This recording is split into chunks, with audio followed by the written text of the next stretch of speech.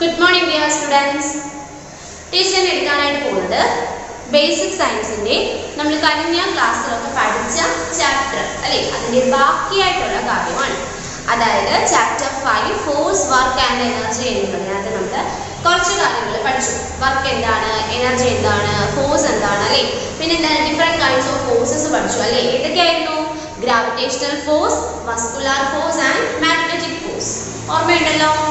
അതുമായിട്ട് റിലേറ്റ് ചെയ്തിട്ട് നമ്മളൊരു 3-4 ക്വസ്റ്റ്യൻസും പഠിച്ചു. ഇനി ബാക്കിയായിട്ടുള്ള കാര്യമാണ് പഠിക്കുന്നത്.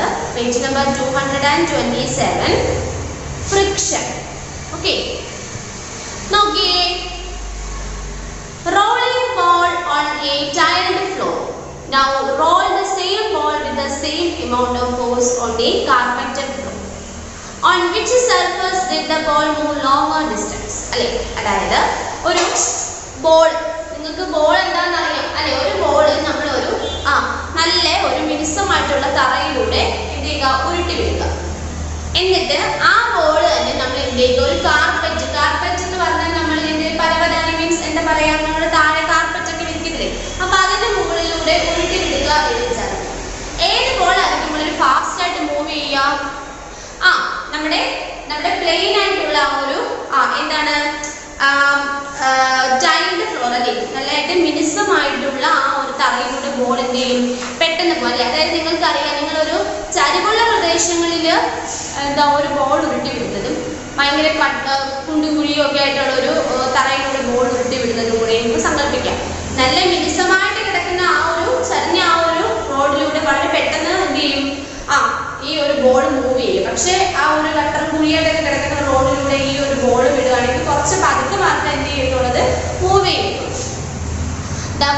The ball moves freely on the tiled floor compared to the carpet. Why do you think this happens? അല്ലേ, അതായത് ആ ബോൾ എന്ന് പറയുന്ന ടൈലിലൂടെ വളരെ ഫ്രീ ആയിട്ട്, വളരെ ഫാസ്റ്റ് ആയിട്ട്, വളരെ ഫ്രീ ആയിട്ട് മൂവ് ചെയ്യും അല്ലെ. പക്ഷെ കാർപ്പറ്റിലൂടെ അത്ര നന്നായിട്ട് പെട്ടെന്ന് എന്ത് ചെയ്യില്ല, മൂവ് ചെയ്യില്ല. കാര്യം എന്താ നിങ്ങൾക്ക് അറിയാമോ? The carpeted floor offers resistance to the movement of the ball. This is called friction.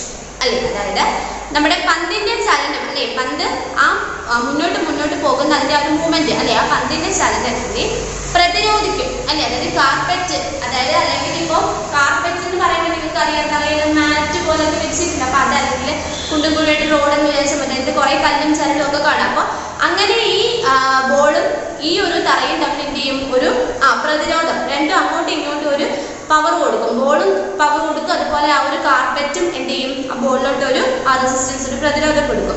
അങ്ങനെ പരസ്പരം അങ്ങോട്ടും ഇങ്ങോട്ടും എന്താണ് സമ്പർക്കം, അത് രണ്ട് വസ്തുക്കൾ തമ്മിൽ അങ്ങോട്ടും ഇങ്ങോട്ടും സമ്പർക്കം വരികയാണെങ്കിൽ അതിനെയാണ് ഫ്രിക്ഷൻ അല്ലെങ്കിൽ കർഷണ ബലം എന്ന് പറയും.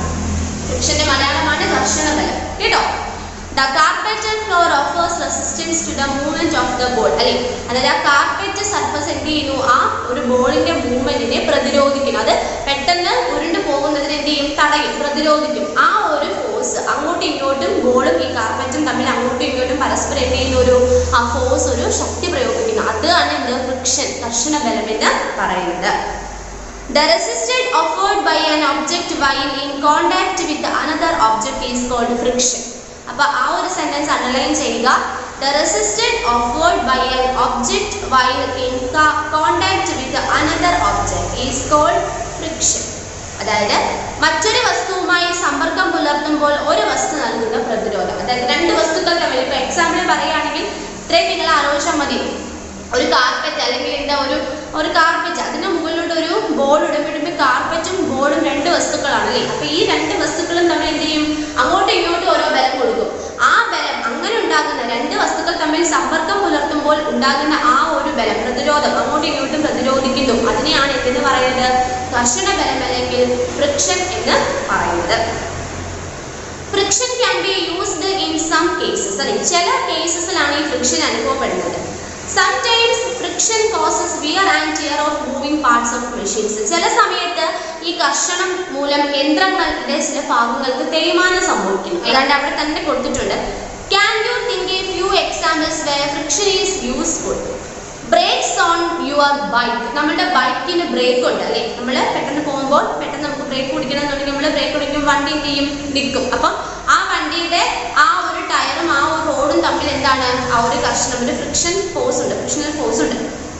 When you walk from one room to another, you push yourself to move your leg in order to drag your body, covering the distance between the two rooms in the process. അല്ലെ, അതായത് നിങ്ങൾ സങ്കല്പിച്ച് നോക്കുക, നിങ്ങളുടെ വീടുകളിൽ 1, 2, 3 മുറികളൊക്കെ ചിലപ്പോൾ ഉണ്ടാകും അല്ലെ.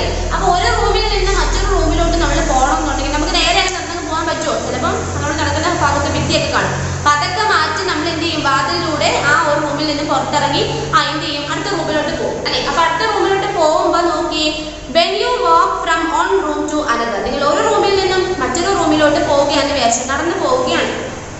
You push yourself to move your leg in order to drag your body, covering the distance between the two rooms in the process. നിങ്ങളുടെ കാലുകൾ എന്ത് ചെയ്യും, ഒന്നേ എന്ന് പറഞ്ഞാൽ മുന്നോട്ട് വെക്കുക. അപ്പൊ നിങ്ങൾ ഈ കാല് വെച്ച് നടക്കാൻ വേണ്ടിയിട്ട് നിങ്ങളുടെ ബോഡി നിങ്ങൾക്ക് എന്ത് ചെയ്യുന്ന ഒരു ശക്തി, ഒരു എനർജി ആയിരിക്കും, ഒരു ഫോഴ്സ് നിങ്ങൾ അപ്ലൈ ചെയ്യും അല്ലെ. അപ്പൊ അതിന്റെ ഫലമായിട്ട് നിങ്ങളുടെ കാല് എന്ത് ചെയ്യും, മുന്നോട്ട് നടന്ന് എന്ത് ചെയ്യും, നിങ്ങളുടെ കാല് മുന്നോട്ട് പോകുന്നതനുസരിച്ച് നിങ്ങളുടെ ബോഡി ഫുള്ള് പോവല്ലേ.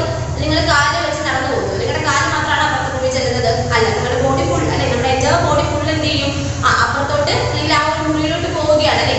അപ്പോൾ ഇങ്ങനെ കാല് വെച്ച് നമ്മൾ നടന്നു പോകുന്ന ഭാഗമായിട്ട് നമ്മുടെ ബോഡി മൊത്തത്തിൽ മൂവ് ചെയ്യുന്നു അല്ലെ. നമ്മുടെ ഒരു മൂവ്മെന്റ് അവിടെ ഒരു പ്ലേസിൽ നിന്ന് മറ്റൊരു പ്ലേസിലോട്ട് നമുക്ക് എന്ത് ചെയ്യുന്നു, ചേഞ്ച് ഉണ്ടാവുന്നു അല്ലെ. So work is done when force is applied to an object causing a change of state. അപ്പോൾ നമുക്ക് പറയാം, ഒരു വസ്തുവിൽ ബലം പ്രയോഗിക്കുമ്പോൾ അല്ലെ, നമ്മളൊരു വസ്തുവിൽ ബലം പ്രയോഗിക്കുമ്പോൾ അവിടെ എന്തായിരിക്കും, to an object causing to change of state. ചിലപ്പോൾ ആ വസ്തുവിന്റെ ചേഞ്ച് ഓഫ് സ്റ്റേറ്റ്, അവയുടെ പൊസിഷൻ, അവയുടെ സ്ഥാനത്തിന് ചിലപ്പോൾ മാറ്റം സംഭവിക്കും അല്ലെ. നമ്മളിപ്പോൾ പറഞ്ഞു, നമ്മൾ ഒരു മുറിയിൽ നിന്ന് അപ്പുറത്തെ മുറിയിലോട്ട് പോകണം, നമ്മൾ വെറുതെ നിൽക്കുക, അപ്പുറത്തെ മുറിയിലെത്തുമോ ഇല്ല, നമ്മൾ നടന്ന് എന്ത് ചെയ്യുന്നുണ്ട്, ബോഡി മൊത്തം മൂവ് ചെയ്ത് നമ്മൾ അപ്പുറത്തെ റൂമിലോട്ട് ചെല്ലും അല്ലെ. അപ്പോൾ നമ്മൾ ഒരു ഫോഴ്സ് അപ്ലൈ ചെയ്യുമ്പോൾ ചിലപ്പോൾ എന്ത് ചെയ്യും, ആ ഒരു ബോഡി മീൻസ് അവിടെ എന്ത് ഒബ്ജക്റ്റും ആവാം അല്ലെ. ഇപ്പോൾ ഒരു ബോൾ തന്നെ നിങ്ങൾക്ക് വിചാരിക്കുക, ആ ബോളിൽ നമ്മുടെ കാല് കൊണ്ട് ചെറുതായിട്ട് ആ ബോൾ ഒന്ന് തട്ടി അല്ലെ, ഇവിടെ കിടക്കുന്ന ബോൾ അത് ടീച്ചർ ചുമ്മാ ജസ്റ്റ് ഒന്ന് തട്ടി, കാലുകൊണ്ട് തട്ടിയപ്പോൾ നമ്മുടെ കാല് കൊണ്ടൊരു ഫോഴ്സ് നമ്മൾ ആ ബോളിൽ കൊടുത്തു. അപ്പൊ ആ ബോൾ എന്ത് ചെയ്തു, അവിടെ നിന്ന് മൂവ് ചെയ്ത് കുറച്ച് അപ്പുറത്തോട്ട് മാറി. അതിന്റെ ആ ഒരു ചേഞ്ച് ഓഫ് സ്റ്റേറ്റ് അല്ല, അതിന്റെ ആ ഒരു ഡിസ്റ്റൻസ്, അതിന്റെ കുറച്ച് ഡിസ്റ്റൻസിന്റെ വ്യത്യാസം വരും അല്ലെ. ആ ബോൾ ഉരുണ്ട് എന്ത് ചെയ്യും, അതിന്റെ അപ്പുറത്ത് കുറച്ച് പൊസിഷനിലോട്ട് മാറാൻ ഡിസ്റ്റൻസിന് എന്ത് ചെയ്തു, വ്യത്യാസം വരും അല്ലെ. This change of state could be a distance covered or result in change in shape or size. ചിലപ്പോൾ നമ്മൾ ഇങ്ങനെ ഒരു വസ്തുവിന് മാറ്റം സംഭവിച്ചു, ഇവിടെ നിന്നും അപ്പുറത്തോട്ട് പോയി. ഓക്കെ, ഒരു ബോളിനെ സംബന്ധിച്ചിടത്തോളം ആ ബോളിൽ നമ്മളൊരു ഫോഴ്സ് കൊടുത്തു, നമ്മൾ കാലുകൊണ്ട് തട്ടിയപ്പോൾ അതിന്റെ പൊസിഷനിൽ ചില വ്യത്യാസം വന്നു, അതെന്ത് ചെയ്യും, കുറച്ച് അപ്പുറത്തോട്ട് മാറിപ്പോകും. ഇനി പറയുമ്പോൾ ഇതാണ് നിങ്ങളുടെ ടീച്ചർക്ക് ഒരു ചോക്ക് പീസ് ഉണ്ട്. ഈ ചോക്ക് പീസിനകത്ത് ടീച്ചർ എൻ്റെ തറയിൽ വെച്ചിരിക്കുന്ന ഒരു ചോക്ക് പീസ്, അത് ടീച്ചർ കൈ കൊണ്ട് എടുത്തപ്പോൾ ഈ കൈ കൊണ്ട് ടീച്ചർ ഇതിനകത്ത് എന്ത് ചെറിയൊരു ഫോഴ്സ് അപ്ലൈ ചെയ്തു അല്ലെ. ഇത് നമ്മൾ എടുത്തു. ഇനി എന്താണ്, ഞാൻ ഇതിനെ എന്ത് ചെയ്യാണ്, ഒന്നുകൊണ്ടൊന്ന് ഫോഴ്സ് കൊടുക്കുമ്പോൾ ഇത് രണ്ടായിട്ട് ഒടിഞ്ഞു അല്ലെ. അപ്പൊ ഇതിന്റെ സൈസിന് വ്യത്യാസം വന്നല്ലേ. നല്ല നീളമുള്ളൊരു ചോക്കായിരുന്നു, ആ ചോക്കിൽ ഞാൻ ചെറിയൊരു ഫോഴ്സ് കൊടുത്തപ്പോൾ അതെന്ത് ചെയ്തു, രണ്ടായിട്ട് ഒടിഞ്ഞു പോയപ്പോൾ എന്താണ്, അതിന്റെ സൈസ് അല്ലെ കുറച്ച് ചെറുതായി അല്ലെ. നീളമുള്ളൊരു ചോക്ക് ഇങ്ങനെ ഇരിക്കുന്നതിനേക്കാളും അതിനെ രണ്ടായിട്ട് ഒടിച്ചപ്പോൾ അതിന്റെ സൈസ് ചെറുതായി. അത് മാത്രമല്ല ഇതിന്റെ എന്തിന് മാറ്റം ഉണ്ടായി, ഇതിന്റെ ആ ഒരു രീതി, അതായത് എന്താണ്, ഷേപ്പ് അല്ലെ. ഇങ്ങനെ നീളമുള്ളൊരു ഷേപ്പ് ആയിരുന്നു അല്ല, നല്ല നീളമുള്ളൊരു ഷേപ്പായിരുന്നു, ഒറ്റ ഒരു ഷേപ്പായിരുന്നു. അതിന് ഞാനൊരു ഫോഴ്സ് എടുത്തപ്പോൾ ഇത് ഒടിഞ്ഞു പോയപ്പോൾ ആ നീളമുള്ളത് ചെറുതാവുകയും ചെയ്തു, അതിന്റെ ഷേപ്പിനും വ്യത്യാസം അല്ലെ. ഇനി എക്സാമ്പിൾ പറയുകയാണെന്നുണ്ടെങ്കിൽ ഒരു പേപ്പർ അല്ലെ, ഈ പേപ്പർ ടീച്ചറിന് കയ്യിലെടുത്തു, ടീച്ചറിന്റെ ഫോഴ്സ് കൊടുത്ത് ഇതിനെ അങ്ങ് ഇങ്ങനെ അങ്ങ് ചുരുട്ടി കഴിഞ്ഞ് നോക്കിയപ്പോൾ ഇതെന്താണ്, ഈ പേപ്പർ ഫുള്ളങ്ങ് ചുരുണ്ടും അല്ലെ. ചുരുണ്ടപ്പോൾ എന്താണ്, നല്ല നിവർന്നുള്ള നല്ലൊരു പേപ്പർ ആയിരുന്നു ഇത് അല്ലെ. ആ പേപ്പറിൽ ടീച്ചർ ഇങ്ങനെ കൈ കൊണ്ട് ഒരു ഫോഴ്സ് കൊടുത്തപ്പോൾ ഇതിന്റെ ഷേപ്പിന് വ്യത്യാസം വന്നു, ഇത് കുറച്ച് ചെറുതായി അല്ലെ, ഷേപ്പിന്റെ വ്യത്യാസം വന്നു. പിന്നെ ടീച്ചർ എന്താണ് ഇത് നമുക്ക് നേരെ ആക്കാൻ പറ്റും, പക്ഷെ പെർഫെക്റ്റ് ആയിട്ട് അങ്ങനെ വരത്തില്ല, അതിന് ചെറിയൊരു ഷേപ്പിന് എന്ത് ചെയ്തു, വ്യത്യാസം വന്നു അല്ലെ. അപ്പം ഇതുപോലെ നമ്മൾ ചില വസ്തുക്കളിൽ ഫോഴ്സ് അപ്ലൈ ചെയ്യുമ്പോൾ അതിന്റെ ഒന്നുകിൽ അതിന്റെ ഡിസ്റ്റൻസ് അല്ലെ, അതിന്റെ ഒരു മൂവ്മെന്റ് മാറും, അതായത് കുറച്ച് അങ്ങോട്ടും ഇങ്ങോട്ടും അതിന്റെ പൊസിഷൻ മാറും. ചിലപ്പോൾ അതിന്റെ സൈസ് എന്താവും, ചെറുതാവും, ചിലപ്പോൾ വലുതാവും, പിന്നെ അതിന്റെ ഷേപ്പ് വ്യത്യാസം വരും. അപ്പൊ ഇങ്ങനെ നമ്മളൊരു വസ്തുവിൽ ഫോഴ്സ് അപ്ലൈ ചെയ്യുമ്പോൾ ഇത്തരത്തിൽ കുറെ വ്യത്യാസങ്ങൾ ചിലപ്പോൾ വസ്തുക്കൾക്ക് വന്നേക്കും. അടുത്തത്, imagine you are unwell. You are asked to carry a bag of books from one place to another. Will you be able to do it? പറ്റോ? നിങ്ങൾ എന്താണ് അൺവെൽ എന്ന് പറഞ്ഞാൽ എന്താണ് സുഖമില്ല, നിങ്ങൾക്ക് ഭയങ്കര പനി അല്ലെങ്കിൽ ഭയങ്കര തലവേദന, എന്തൊക്കെയോ അസ്വസ്ഥത, അദ്ദേഹത്തെ നിവർന്ന് നിൽക്കാൻ പോലും വയ്യ, കിടക്കുക. നിങ്ങളോട് പറയുക എന്താണ് ഒരു ഭയങ്കര ബുക്ക്, കുറേ വെയിറ്റ് ഉള്ള ഒരു ബുക്കൊക്കെ വെച്ചിട്ടുള്ള ഒരു ബാഗ് നിങ്ങളത് ചുമന്ന് നിങ്ങൾ അപ്പുറത്തെ റൂമിലോട്ട് അല്ലെങ്കിൽ അപ്പുറത്തെ വീട്ടിലോട്ട് കൊണ്ടുപോകാൻ പറയാം. നിങ്ങൾക്ക് പറ്റുമോ? പറ്റും, ചിലപ്പോൾ പറ്റുമായിരിക്കും അല്ലെ. പക്ഷെ എങ്കിലും നമ്മൾക്ക് ഒട്ടും വയ്യ, ഒട്ടും എണീക്കാൻ പോലും വയ്യ, നമ്മൾ ആഹാരം നന്നായിട്ട് കഴിക്കുന്നില്ല, ഭയങ്കര ക്ഷീണം, അങ്ങനെ തലവേദന, തലകറക്കം, അങ്ങനെ ഭയങ്കര അസ്വസ്ഥതകളാണ് വിചാരിച്ചു. അപ്പൊ നമ്മളോട് പറയും ഒരു ബുക്ക് ചുമന്ന് അല്ലെങ്കിൽ ഒരു ബാഗിനകത്ത് നിറച്ച് ബുക്ക്, അതും ചുമന്ന് അപ്പുറത്തെ വീട്ടിലോട്ട് പോകാൻ പറഞ്ഞാൽ നമ്മൾ എന്താ പറയും? എനിക്ക് വയ്യ, എനിക്ക് ഭയങ്കര ക്ഷീണമായി, എനിക്ക് സുഖമില്ല എന്ന് പറയും അല്ലേ? Of course not. നിങ്ങൾ എന്തായാലും എന്താണ് ചെയ്യത്തില്ല. What do you need in your body in order to do work? അപ്പോൾ നിങ്ങളുടെ ശരീരത്തിന് എന്തായിരിക്കും വേണ്ടത്? എന്ത് വേണം? നമുക്ക് ഒട്ടും ആഹാരം കഴിക്കും, പനിയൊക്കെ വരാൻ നമുക്കറിയാം, നമ്മുടെ ആഹാരം കഴിക്കുന്നതൊക്കെ ചിലപ്പോൾ പൊതുവെ കുറയ്ക്കും അല്ലേ?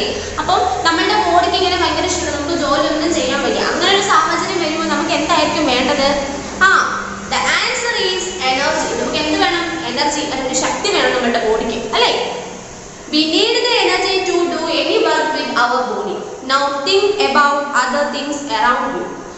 അപ്പോൾ നമ്മുടെ ബോഡിക്ക് എന്ത് ചെയ്യണം എന്നുണ്ടെങ്കിൽ, നമുക്ക് നടക്കണം എന്നുണ്ടെങ്കിലും ഇരിക്കണം എന്നുണ്ടെങ്കിലും നമുക്ക് പഠിക്കണം എന്നുണ്ടെങ്കിലും നമുക്ക് ഓടണം ചാടണം, എന്ത് ചെയ്യണമെങ്കിലും നമ്മുടെ ബോഡി എന്ത് ചെയ്യണം? പെർഫെക്റ്റ് ആയിരിക്കണം. പെർഫെക്റ്റ് എന്ന് പറയുന്നതായിരിക്കണം നമ്മുടെ ബോഡിക്ക് നല്ല ഫുഡൊക്കെ കഴിച്ച് നല്ല എനർജി, നല്ല പവർഫുൾ ആയിട്ട് വേണം നമ്മളെപ്പോഴും ഇരിക്കാനായിട്ട് അല്ലേ? അപ്പോൾ നമ്മൾ നല്ല ചുറുചുറുക്കോടെ എല്ലാം ചെയ്യാനായിട്ട് പറ്റും.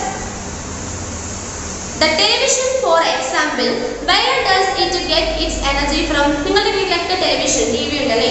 ഈ ടി വി നമ്മൾ വെറുതെ ഇങ്ങനെ നോക്കിയിരിക്കുക, അത് ഓണായി വരുമോ? ഇല്ല. അതിനെന്ത് വേണം? ഒരു എനർജി വേണം. ആ എനർജി എന്ന് പറഞ്ഞാൽ എന്ത് എനർജി ആയിരിക്കും? ഇലക്ട്രിസിറ്റി, കറണ്ട് വേണം. കറണ്ട് ഇല്ലാതിരിക്കുക, കറണ്ട് ഇല്ല, നമ്മൾ സ്വിച്ച് ഇട്ട് ടി വി വർക്ക് ചെയ്യുമോ?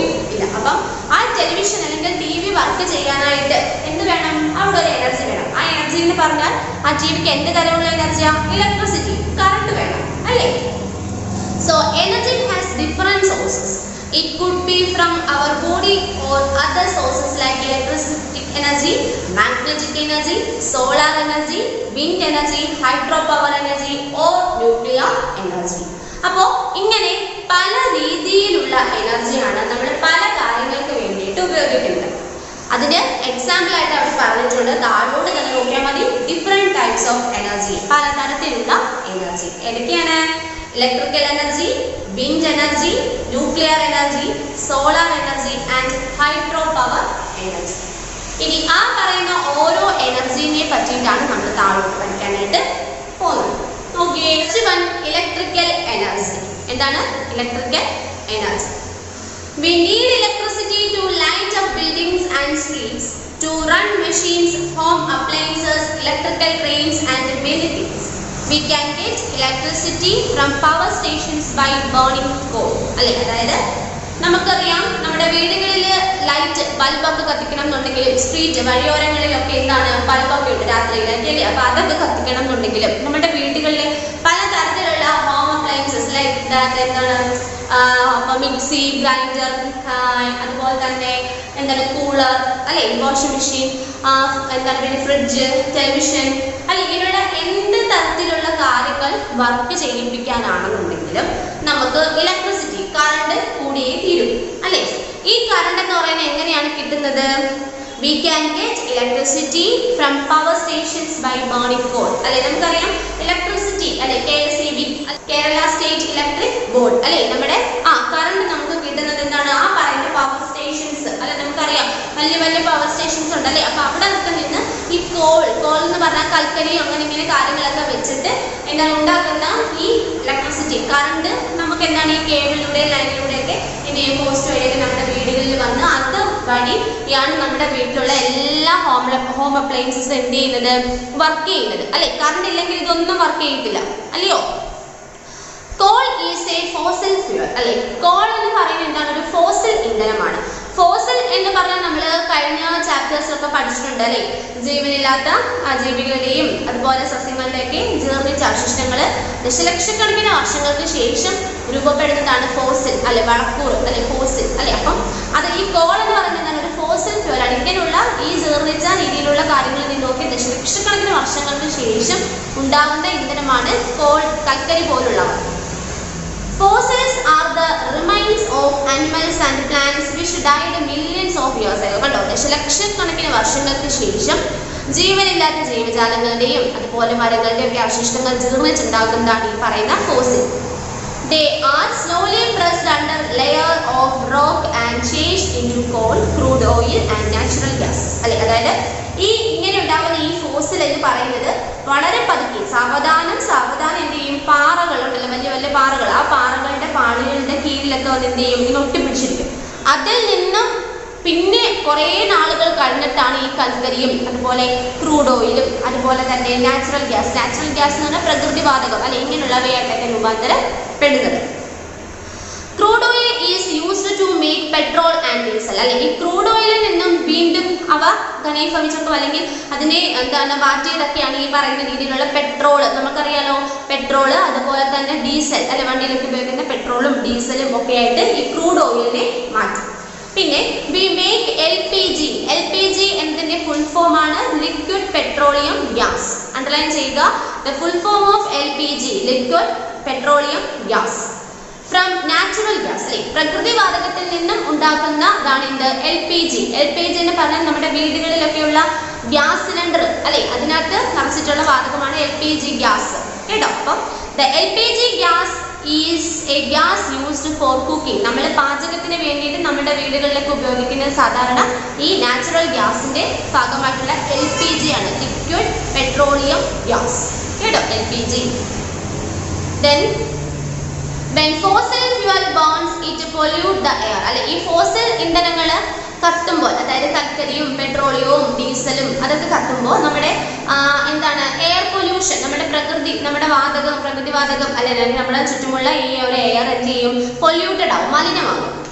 Fossil fuel will not last forever and will deplete soon. അതായത് ഈ ഫോസിൽ ഇന്ധനം എന്ന് പറയുന്നത് എന്നും ശാശ്വതമായിട്ട് നിലനിൽക്കത്തില്ല. അതായത് മണ്ണിൽ നിന്ന് നമ്മൾക്ക് നാച്ചുറൽ ആയിട്ട് കിട്ടുന്നതാണ് ഈ പറയുന്ന കൽക്കരിയും ഈ LPG നാച്ചുറൽ ഗ്യാസ് ഒക്കെ. അപ്പൊ ഇവയൊക്കെ നമ്മൾ ഒരുപാട് അധികമായിട്ട് ഉപയോഗിച്ചാൽ വരുന്ന കാലങ്ങളിൽ എന്ത് ചെയ്യില്ല, ചിലപ്പോൾ അത് നിലനിൽക്കത്തില്ല.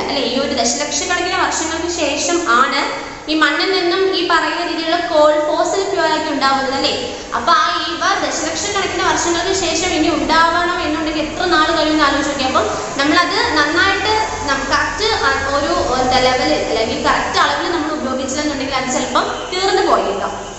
So we have to look for alternate forms of energy like solar energy and wind energy. അപ്പം നമ്മൾ എപ്പോഴും ഈ പറയുന്ന ഫ്യൂവൽ ഫോസിൽ ഫ്യൂവൽസിനെ നമുക്ക് ഓരോ രീതിയിലുള്ള എനർജി ആയിട്ട് പ്രൊഡ്യൂസ് ചെയ്യാനായിട്ട് നമുക്ക് നോക്കി നിൽക്കാൻ പറ്റത്തില്ല. അപ്പം നമ്മൾ വേറെ രീതിയിലുള്ള എനർജികളെയും കൂടെ എന്ത് ചെയ്യണം, ഡിപ്പെൻഡ് ചെയ്യേണ്ടി വരും. അങ്ങനെയുള്ള എനർജിയാണ് ഈ പറഞ്ഞ സോളാർ എനർജിയും അതുപോലെ തന്നെ വിൻഡ് എനർജിയും.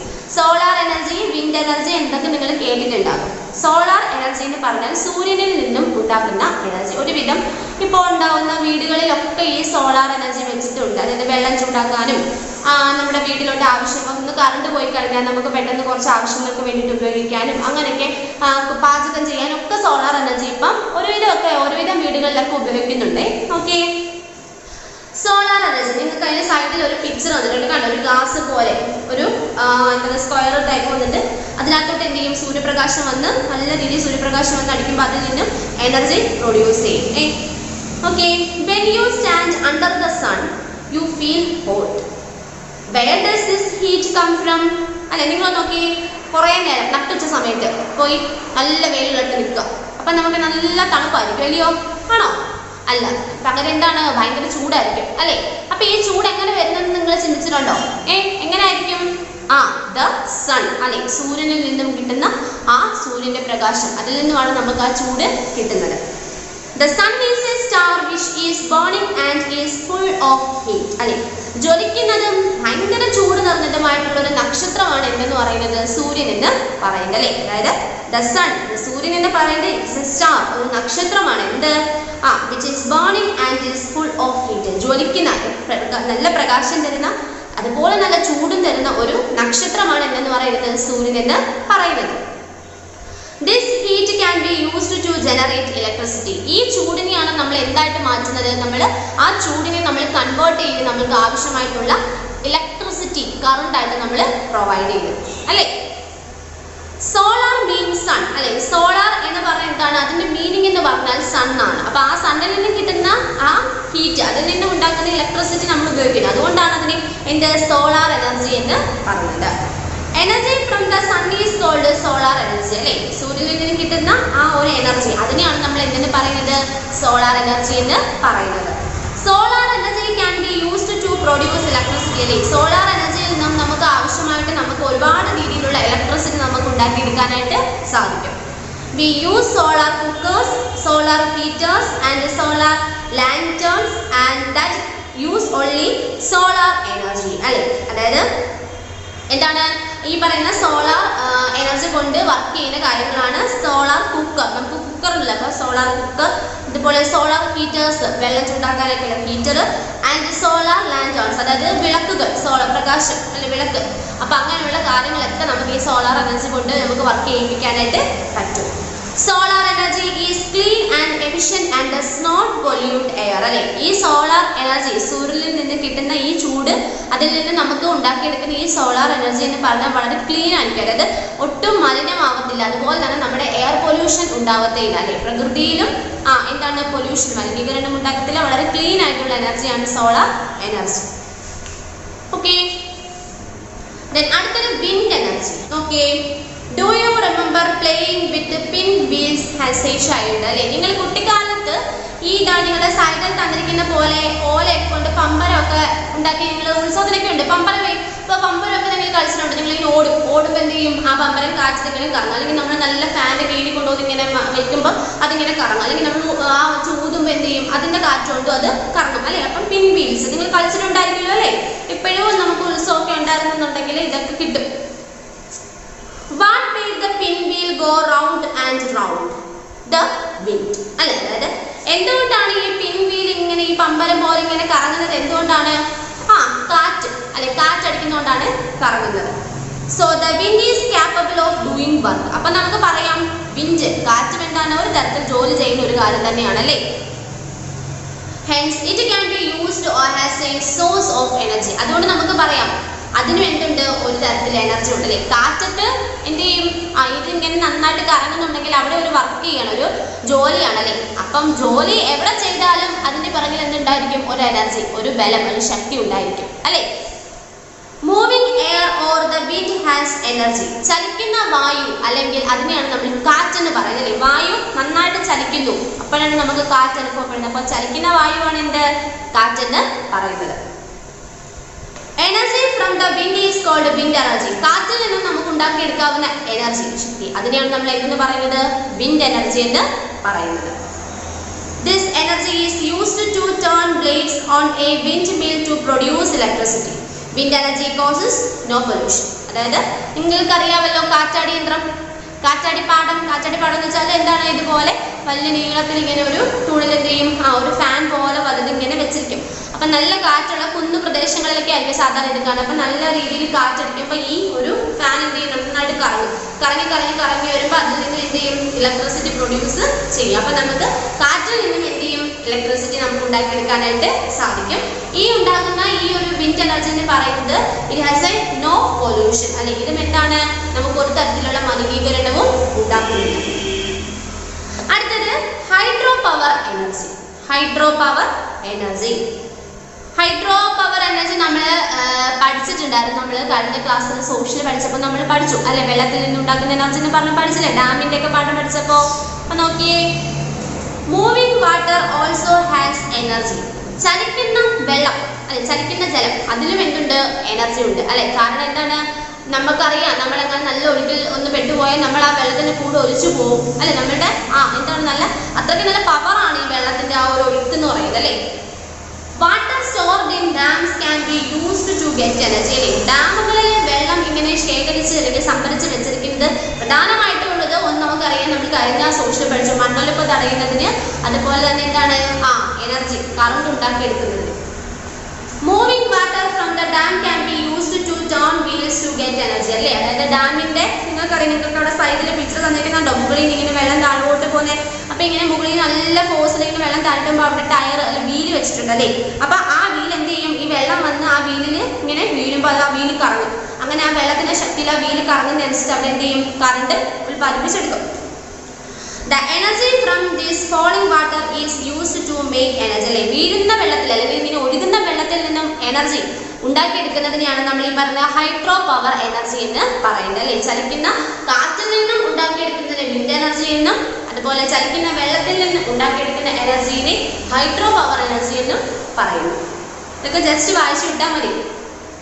അടുത്തത് ന്യൂക്ലിയർ എനർജി. ന്യൂക്ലിയർ എനർജി എന്ന് വെച്ചാൽ ആണവോർജം എന്നൊക്കെ പറയും. ആണവോർജം നമ്മൾ എന്താ പറയാ ആറ്റം ബോംബ്, ഹൈഡ്രജൻ ബോംബ്, അങ്ങനെയൊക്കെയുള്ള ബോംബ് അങ്ങനെയൊക്കെ ഭയങ്കര പവർ എന്തെങ്കിലും എവിടെയെങ്കിലും ഇട്ട് പൊട്ടിച്ചാൽ മൊത്തത്തിൽ കത്തി. അപ്പൊ അങ്ങനെയുള്ള ഇതിലൊക്കെ ഉപയോഗിക്കുന്നതിനാണ് ആണവോർജം, ന്യൂക്ലിയർ എനർജി. അതെന്ന് പറയുന്നത് എന്താണ്? ഒരു തരത്തിൽ പറഞ്ഞാൽ നമുക്ക് ഈ പ്രകൃതിയിൽ നിന്നും കിട്ടും, നമ്മൾ മനുഷ്യരും ഉണ്ടാക്കിയെടുക്കുന്നതാണ്. ഈ പറയുന്ന സോളാർ എനർജി ആണെങ്കിലും വിൻഡ് എനർജി ആണെങ്കിലും ഹൈഡ്രോ പവർ എനർജി ആണെങ്കിലും നമ്മൾക്ക് പ്രകൃതിയിൽ നിന്നും കിട്ടുന്ന തരത്തിലുള്ള സോഴ്സസ് ഉപയോഗിച്ചാണ്. സോളാർ സൂര്യനിൽ നിന്നും, വിൻഡ് കാറ്റിൽ നിന്നും, ഹൈഡ്രോ പവർ വെള്ളത്തിൽ നിന്നും, ഇതൊക്കെ നമുക്ക് പ്രകൃതിയിൽ നിന്നും കിട്ടുന്ന നാച്ചുറൽ സോഴ്സസിൽ നിന്നും കിട്ടുന്ന കാര്യങ്ങളാണ്. പക്ഷേ ന്യൂക്ലിയർ എനർജി എന്ന് പറഞ്ഞാൽ ആണവോർജം അത് അങ്ങനെയല്ല. നോക്കിയേ, energy obtained from the atom is called nuclear energy or atomic energy. അല്ലേ ആറ്റം അല്ലെ ആറ്റം എന്താണൊക്കെ ഉള്ളത് നമുക്ക് വരും ക്ലാസ്സുകളിലൊക്കെ പഠിക്കാൻ വേണ്ടി കേട്ടോ. അപ്പോൾ ആറ്റത്തിൽ നിന്നും ഉണ്ടാക്കിയെടുക്കുന്ന എനർജിയാണ് എന്ത് ന്യൂക്ലിയർ എനർജി അല്ലെങ്കിൽ ആണവോർജം എന്ന് പറയുന്നത്. Nuclear energy is obtained from nuclear power plants. അല്ലെ ആണവ നിലയങ്ങളിൽ നിന്നുമാണ് ഈ പറയുന്ന എന്ത് ന്യൂക്ലിയർ എനർജി ഉണ്ടാക്കി എടുക്കുന്നത്. മനുഷ്യനിർമ്മിതമാണ് കേട്ടോ. We can get a huge amount of energy from nuclear reactor. ആണവ റിയാക്ടറിൽ നിന്ന് നമുക്ക് എന്താണ് വലിയ രീതിയിൽ വലിയ അളവിൽ നമുക്ക് എന്ത് ചെയ്യുന്നുണ്ട് ഈ പറയുന്നുള്ള ന്യൂക്ലിയർ എനർജി നമുക്ക് കിട്ടുന്നത്. But nuclear reactor may become dangerous if we do not follow safety measures. Also the waste generated by such plants is very hazardous of humans. അതായത് ഈ ആണവോർജം എന്ന് പറയുന്നത് ടീച്ചർ പറഞ്ഞു നമുക്ക് പ്രകൃതിയിൽ നിന്ന് കിട്ടുന്നതല്ല, നമ്മൾ മനുഷ്യനിർമ്മിതമാണല്ലേ. മനുഷ്യര് വലിയ വലിയ ആണവ റിയാക്ടറുകളിലൊക്കെ ഫാക്ടറികൾ പോലുള്ളതിൽ നിന്ന് ഉണ്ടാക്കിയെടുക്കുന്നതാണ് ഈ ആണവോർജം, ന്യൂക്ലിയർ എനർജി എന്ന് പറയുന്നത്. അപ്പൊ ഇതെന്ന് പറയുന്നത് നമ്മൾ സൂക്ഷിച്ചും കണ്ടും ചെയ്യുകയാണെങ്കിൽ അത് ഭയങ്കര പ്രശ്നം. അതിനകത്ത് ഇച്ചിരിയൊക്കെ ലീക്കേജ് ഉണ്ടായി വലിയ സ്ഫോടനം അല്ലെ വലിയ സ്ഫോടനം തീയും അതുപോലെ അത് പുറത്ത് പോയി അത് ശ്വസിക്കുകയാണെങ്കിൽ ആ ശ്വസിക്കുന്ന മനുഷ്യർക്കാണെങ്കിലും ജീവജാലങ്ങൾക്കാണെങ്കിലും ഒക്കെ എന്താണ് ഭയങ്കര ദോഷകരമായിട്ടുള്ളൊരു ഭയങ്കര ഡേഞ്ചർ ആയിട്ടുള്ളൊരു കാര്യമാണ് ഈ ന്യൂക്ലിയർ എനർജി എന്ന് പറയുന്നത്. അപ്പം അത്ര സേഫ്റ്റി റൂൾസ് ഉപയോഗിച്ചിട്ടാണ് അവ ഈ ആണവ റിയാക്ടറുകളിലും ഇങ്ങനെയുള്ള ഫാക്ടറീസിലൊക്കെ ഇത് ഉണ്ടാക്കിയെടുക്കുന്നത്. അതുപോലെ തന്നെ അതിന്റെ വേസ്റ്റ് അല്ലെ ഈ ആണവ റിയാക്ടറിൽ നിന്നൊക്കെ ഒഴുക്കി വേസ്റ്റ് വരുമല്ലോ, അത് നമ്മുടെ മണ്ണിന്റെ ഫലപുഷ്ടിയും അതുപോലെ വെള്ളത്തിൽ വീണ വാട്ടർ പൊല്യൂഷൻ ഉണ്ടാകും. അതുപോലെ ചെടികൾക്കൊക്കെ വന്നാൽ ചെടികൾ മൊത്തത്തിൽ കത്തി, അങ്ങനെ മൊത്തത്തിൽ മനുഷ്യർക്ക് പ്രകൃതിക്ക് തന്നെ ഭയങ്കര അപകടകരമായിട്ടുള്ള ഒന്നാണ് ഈ ന്യൂക്ലിയർ എനർജി അല്ലെങ്കിൽ ന്യൂക്ലിയർ റിയാക്ടറിൽ നിന്നും ഉണ്ടാക്കുന്ന ഈ ഒരു എനർജി എന്ന് പറയുന്നത്. All sources of energy come with inherent advantages and disadvantages. Though man first started generating electricity from coal and other fossil fuels. അല്ലെ എല്ലാ തരത്തിലുള്ള എനർജിയും ഒരു പരിധി വരെയെങ്കിലും എല്ലാവർക്കും എന്താണ് ഡിസഡ്വാൻറ്റേജസും ഉണ്ട് അഡ്വാൻറ്റേജസും ഉണ്ട്. അതായത് ഗുണങ്ങളും ഉണ്ട് ദോഷങ്ങളും ഉണ്ട് അല്ലെ. ആദ്യ കാലങ്ങളിലൊക്കെ മനുഷ്യർ ഈ എനർജി ഉണ്ടാക്കുന്നത് ഈ പറയുന്ന നമ്മുടെ ഫോസിൽ ഫ്യൂവൽ അതായത് കൽക്കരി അങ്ങനെയുള്ള കോൾ അല്ലെ അങ്ങനെയുള്ള കാര്യങ്ങളിൽ നിന്നൊക്കെ ആയിരുന്നു ഈ എനർജിയൊക്കെ ഉണ്ടാക്കിയെടുക്കുന്നത്. He soon realized that they are exhaustible and hence began working towards alternate forms of energy. അങ്ങനെ കുറേ നാള് ഈ ഒരു പ്രകൃതിയിൽ നിന്ന് ഈ ഫ്യൂവൽ ഓയിൽസ് അല്ലെങ്കിൽ ഈ ഫോസിൽ ഫ്യൂവൽ അല്ലെങ്കിൽ ഈ കോളും കൽക്കരിയൊക്കെ ഇങ്ങനെ ഉപയോഗിച്ച് വന്നപ്പോൾ അതിന്റെ അളവ് കുറഞ്ഞു വരുന്നതാണ്. നമ്മുടെ ഈ മനുഷ്യർക്ക് എന്ത് മനസ്സിലായി, ഇത് എന്ന് നമുക്ക് ഇങ്ങനെ ഇതിൽ നിന്നും ഈ കൽക്കരിയിൽ നിന്നൊന്നും ഇങ്ങനെ ഈ പറയുന്ന രീതിയിലുള്ള എനർജി ഒന്നും ഉണ്ടാക്കിയെടുക്കാൻ പറ്റത്തില്ല എന്നുള്ളത് നമുക്ക് മനസ്സിലായി. അതിൽ നിന്നും അങ്ങനെ മനസ്സിലായതിനു ശേഷമാണ് ഈ പറയുന്ന വിൻഡും വാട്ടറും സണ്ണും ഒക്കെ വെച്ചിട്ട് ഈ ന്യൂക്ലിയർ ആറ്റംസിൽ നിന്നും ഒക്കെ എനർജി ഉണ്ടാക്കാനായിട്ട് ഈ മനുഷ്യര് പഠിച്ചത്. ഓക്കെ, അപ്പൊ അതിൻ്റെതാണ് അവിടെ പറയുന്നത് കണ്ടോ, എനർജി സോഴ്സ് അഡ്വാൻറ്റേജസും ഡിസഡ്വാൻറ്റേജസും. നോക്കിയേ, ഫസ്റ്റ് പറയുന്നത് ഇലക്ട്രിക്കൽ എനർജി അല്ലെ കറണ്ട്. എങ്ങനെയാണ് അതിന്റെ സോഴ്സ്? ഒന്നെങ്കിൽ കോൾ അല്ലെ കൽക്കരി അല്ലെന്നുണ്ടെങ്കിൽ ഫോസിൽ ഫ്യൂവൽ അല്ലെ അതായത് ഫോസിൽ ഇന്ധനങ്ങളിൽ നിന്നോ അല്ലെങ്കിൽ കൽക്കരിയിൽ നിന്നൊക്കെയാണ് പ്രധാനമായിട്ട് ഇലക്ട്രിസിറ്റി കറണ്ട് ഉൽപ്പാദിപ്പിക്കുന്നത്. അതിന്റെ അഡ്വാൻറ്റേജസ് ഗുണം എന്താണ്? Traditional method infrastructure is available അല്ലെ പരമ്പരാഗതമായി പണ്ട് മുതലേ ആളുകൾ എന്താണ് ഫോളോ ചെയ്തു അല്ലെങ്കിൽ പണ്ട് മുതലേ ആളുകൾ പറയുന്ന കോൾ, ഫോസിൽ ഫ്യൂൽ ഇങ്ങനെയുള്ള കാര്യങ്ങളിൽ നിന്നും ഒക്കെ ആയിരുന്നു. ഇനി അതിന്റെ ഡിസഡ്വാൻറ്റേജസ് ഉണ്ട് അല്ലെ. ദോഷം എന്തൊക്കെയാണ്? പൊല്യൂട്ട്സ് എൻവയോൺമെന്റ്, അല്ലെ നമ്മുടെ പ്രകൃതിക്ക് മലിനമാക്കാനായിട്ട് പ്രകൃതി മലിനീകരണം അല്ലെ അതുണ്ടാവുന്നുണ്ട്. പിന്നെ നോൺ റിന്യൂവബിൾ എനർജി, പുനരുൽപാദിപ്പിക്കാൻ നമുക്ക് കഴിയത്തില്ല. കാര്യം ഈ ഫോസിൽ ഫ്യൂവൽ എന്ന് പറയുന്നത് നമ്മൾ പറഞ്ഞു മില്യൺസ് ഓഫ് ഇയേഴ്സ്, ദശലക്ഷക്കണക്കിന് വർഷങ്ങൾക്ക് ശേഷമാണ് ഇങ്ങനെയുള്ളവ ഉണ്ടാവുന്നത്. അപ്പം നമുക്കൊരു പരത്തി കഴിവ് തീർന്നു പോയാൽ നമുക്ക് വീണ്ടും ഉണ്ടാക്കിയെടുക്കാൻ വളരെ പാടാണ്. പിന്നെ waste of water is in the mining process. Waste should be disposed responsibility, otherwise environmental damage is inevitable. അതായത് നമ്മൾ ഇങ്ങനെ ഈ കൽക്കരിയും ഒക്കെ ഈ ഫോസിൽ ഫ്യൂൽ അല്ലെ ഈ ഫോസിൽ ഇന്ധനങ്ങളിൽ നിന്ന് ഈ കൽക്കരിയൊക്കെ ആക്കി മാറ്റും. അതിൽ നിന്ന് പെട്രോളിയവും ഡീസലും ഒക്കെ ആക്കി മാറ്റും. അതുപോലെ LPG അല്ലെ എന്താണ് നമ്മുടെ വീട്ടിലൊക്കെ ഉപയോഗിക്കുന്ന പാചകവാതകം ഇങ്ങനെയൊക്കെ ഉണ്ടാക്കുമ്പോൾ ഇതിൽ നിന്ന് ഉണ്ടാക്കുന്ന വേസ്റ്റ് നമ്മൾ ഒഴുക്കി വെള്ളത്തിലോട്ടൊക്കെ വിടത്തില്ലേ. അപ്പൊ ഇങ്ങനെ വെള്ളത്തിലോട്ടൊക്കെ വിടുമ്പോൾ അത് പൊല്യൂഷൻ, വാട്ടർ പൊല്യൂഷന് കാരണം ആകുന്നുണ്ട്. അപ്പൊ അത് നമ്മൾ അങ്ങനെ ഇതിൽ നിന്ന് ഇതിങ്ങനെ ഉണ്ടാക്കുമ്പോൾ അതിന്റെ ബാക്കിയൊക്കെ വരുന്ന ഇങ്ങനെയുള്ള വേസ്റ്റ് കാര്യങ്ങളൊക്കെ നമ്മൾ കറക്റ്റ് രീതിയിൽ അതിനെ എന്ത് ചെയ്യുക, എവിടെയെങ്കിലും ഒഴുക്കി വിടുക. അല്ലാതെ ജലാശയങ്ങളിലോട്ടൊന്നും ഒഴുക്കി വിടാതെ അതിന് പ്രത്യേകം ഒരു സ്ഥലം വെച്ചിട്ട് അങ്ങോട്ട് ഒഴുക്കി വിട്ട് എന്ത് ചെയ്യുക, അതിനെ മാനേജ് ചെയ്യുക. അല്ലെങ്കിൽ അത് ഒരുപാട് രീതിയിലുള്ള പൊല്യൂഷൻ, വാട്ടർ പൊല്യൂഷനും അങ്ങനെയുള്ള പല കാര്യങ്ങൾക്കും അത് കാരണമാവും. Okay. Second one, solar energy, സൂര്യപ്രകാശം അല്ലെ. എന്താണ് അതിന്റെ സോഴ്സ്? നമുക്കറിയാം, സൺ, സൂര്യനിൽ നിന്നുമാണ് കിട്ടുന്നത്. അതിന്റെ അഡ്വാൻറ്റേജ് എന്തൊക്കെയാണ്, ഗുണങ്ങൾ എന്തൊക്കെയാണ്? ക്ലീൻ എനർജി, വളരെ ശുദ്ധമായിട്ടുള്ള എനർജിയാണ്. അതുപോലെ റിന്യൂവബിൾ റിസോഴ്സ്, നമുക്ക് വീണ്ടും വീണ്ടും അതിന് ഉണ്ടാക്കാൻ പറ്റും. കാര്യം പെട്ടെന്ന് സൂര്യൻ നിന്ന് പോകുമോ അല്ലെങ്കിൽ അതിന്റെ പ്രകാശം നിന്ന് പോകുമെന്നൊന്നും നമുക്ക് തോന്നില്ല. അപ്പം നമുക്ക് എന്താണ് അത് വീണ്ടും വീണ്ടും ഉപയോഗിക്കാം. പിന്നെ ഡിസഡ്വാൻറ്റേജസ് എന്തൊക്കെയാണ്, ദോഷങ്ങൾ എന്തൊക്കെയാണ്? നാച്ചുറൽ ടെക്നോളജി അല്ലെ, ഇത് എന്തിപ്പോ പറഞ്ഞ നൂതനമായിട്ടുള്ള സാങ്കേതിക വിദ്യ അല്ലെ. അതായത് ഇപ്പം കുറച്ച് അല്ലെങ്കിൽ പണ്ട് മുതലേ ആളുകൾ ഉപയോഗിക്കുന്ന ഒരു കാര്യമൊന്നുമല്ല, കുറച്ച് നാളുകൾക്ക് മുമ്പേയൊക്കെ മനുഷ്യർ കണ്ടുപിടിച്ച കാര്യമാണ്. അതുപോലെ maintenance of solar panels is needed അല്ലെ. അതായത് ഈ സോളാർ പാനലിന്റെ പരിപാലനം, സോളാർ പാനൽ എന്ന് പറഞ്ഞാൽ നമ്മൾ അപ്പുറത്തെ പേജിൽ സോളാർ എനർജി പഠിച്ചപ്പോൾ ടീച്ചർ പറഞ്ഞ സ്ക്വയർ ഷേപ്പിൽ കണ്ടോ, അതിനകത്താണ് സൂര്യപ്രകാശം എന്ന് പഠിക്കുന്നത്, അതാണ് ആ സോളാർ പാനൽ. അപ്പൊ അത് ഇങ്ങനെ നന്നായിട്ട് പരിപാലിച്ച് കേടൊന്നും കൂടാതെ കൊണ്ടുപോകാൻ ഭയങ്കര ബുദ്ധിമുട്ടാണ്. പിന്നെ ഡസ്റ്റ് റെഡ്യൂസസ് എഫിഷ്യൻസി, പൊടിയൊന്നും പിടിക്കാതെ അല്ലെങ്കിൽ അതിനകത്ത് പൊടിയൊക്കെ പിടിച്ച് ആ സോളാർ പാനൽ പെട്ടെന്ന് ചീത്തയായി പോകും. പിന്നെ അത് ഉണ്ടാക്കിയെടുക്കുക അല്ലെങ്കിൽ അത് ശരിയാക്കി എടുക്കുക എന്ന് വെച്ചാൽ ഭയങ്കര കോസ്റ്റിലാണ്, ഭയങ്കര പൈസ ചെലവുള്ള കാര്യമാണ്. പിന്നെ അതാണ് പറഞ്ഞ റെസ്റ്റ് റെഡ്യൂസസ് എഫിഷ്യൻസി. അതുപോലെ productivity based on weather conditions അല്ലെ. അതായത് സൂര്യൻ എന്ന് പറയുന്നത് നല്ല ചൂടുള്ള സമയത്ത് നമുക്ക് നല്ല സൂര്യപ്രകാശമാണ്, ഭയങ്കര മഴയുള്ള സമയത്ത് സൂര്യത്തിൽ നിന്ന് പ്രകാശം കിട്ടുമോ ഇല്ല. അപ്പം നമുക്ക് എന്ത് ചെയ്യും, സൂര്യപ്രകാശത്തിൽ നിന്നും ഈ സോളാർ എനർജി ഉണ്ടാക്കാനായിട്ട് പറ്റത്തില്ല. അതായത് വെതർ കണ്ടീഷൻസ്, കാലാവസ്ഥ അനുസരിച്ചാണ് നമ്മൾ അതിനെ യൂസ് ചെയ്യുന്നത്. അടുത്തത് വിൻഡ് എനർജി, കാറ്റിൽ നിന്നുണ്ടാകുന്ന ശക്തി. അതിന്റെ സോഴ്സ് എന്തായിരിക്കും? വിൻഡ്, കാറ്റാണ്. അഡ്വാൻറ്റേജസ് എന്തൊക്കെയാണ്? ക്ലീൻ എനർജിയാണ്, റിന്യൂവബിൾ റിസോഴ്സസ് ആണ്. സണ്ണിന്റെ കാര്യം പറഞ്ഞതുപോലെ തന്നെ ക്ലീൻ, പൊല്യൂഷൻ ഒന്നും ഉണ്ടാകത്തില്ല. അതുപോലെ നമുക്ക് വീണ്ടും കാറ്റ് എപ്പോഴും ഉണ്ട് അല്ലെ, കാറ്റ് നമുക്ക് എടുക്കാം. പിന്നെ ഡിസഡ്വാൻറ്റേജസ് എന്ന് പറഞ്ഞാൽ നേസന്റ് ടെക്നോളജി, അതായത് നൂതനമായിട്ടുള്ള സാങ്കേതിക വിദ്യ, പുതിയ സാങ്കേതിക വിദ്യ.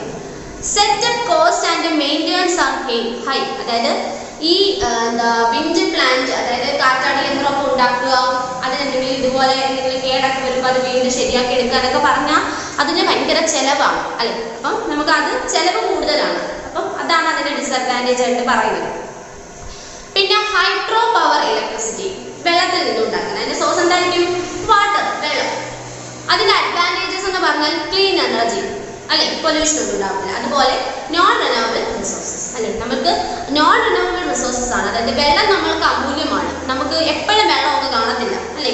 മഴയുള്ള സമയങ്ങളിൽ നന്നായിട്ട് വെള്ളം ഒഴുകി വരും.